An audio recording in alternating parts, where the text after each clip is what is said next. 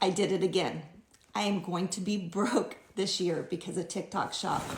Look at this bag. I love the color of this bag, and I'm going to show you.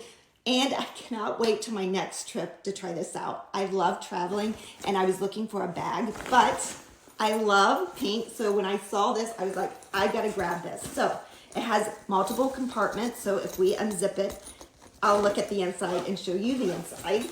Look at this. Has a nice little zipper pocket here to put some things in so they don't get lost and you can zip it up. It also has a couple pockets on the other side for something you can access really quickly. Deep on the inside. Lots of room, lots of room. I love that. I love the pocket on the outside because I always like to have my passport readily available and I hate digging on the inside of my bag. And I was always afraid on my other bag that I was going to lose my passport because it didn't have a zipper. So this has a nice zipper. I can tuck my passport right in there and zip it up so I know where it's at and it doesn't get lost. And the other thing that I really like about this bag is before I had to put my shoes on the inside and I hated doing that because I just felt like, you know, putting yucky shoes on my clean clothes. I just didn't like that. So this has a nice zipper on the bottom.